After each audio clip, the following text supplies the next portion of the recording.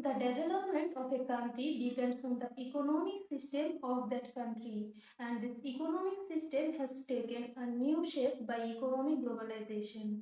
Assalamu alaikum, my name is Alima Akhtar, ID 1818026. I would like to thank our honorable course teacher Taha Hussain sir for giving me this opportunity. Now I am going to deliver a presentation on chapter 3. The book name is Globalization, a very short introduction, written by Manfred B. Steger, and the chapter is about economic dimension of globalization.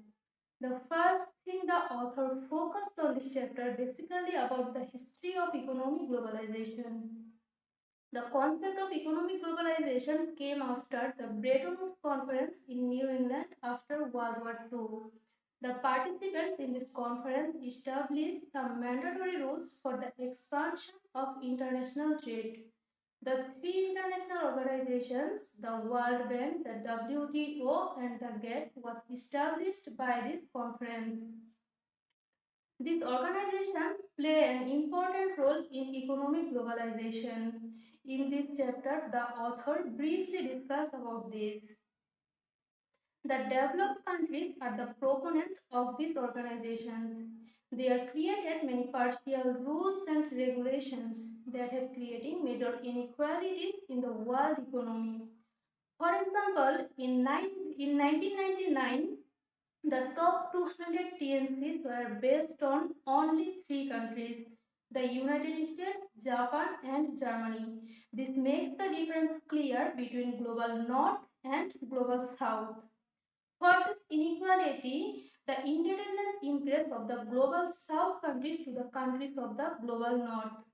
As a result, the developed countries are reached the peak of development and other countries are still lagging behind in all socio-economic development. By the early 1970s, the Bretton Woods system collapsed.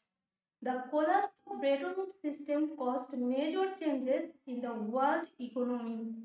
The most significant change is to undermine the economic competitiveness of US-based industry, rise of gold prices and falls of dollar value, and the 1973 oil crisis. These changes led to stagnation, rising unemployment, and deficit in the public sector. In the mid 1980s, British Prime Minister Margaret Thatcher and US President Ronald Reagan adopted neoliberal policy for the economic liberation and economic globalization.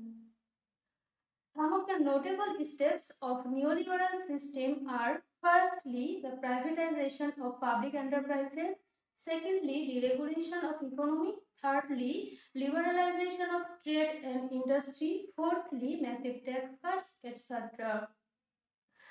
Then the internationalization of trade and finance, the power of transnational corporations, and the enhanced role of international institutions like IMF, World Bank, WTO gives a new motion of economic globalization. Finally, as a result of economic globalization, the world has now reached the peak of development. In this chapter, the author beautifully discussed about this. Due to economic globalization, some countries of the world have come a long way and some countries are still far behind.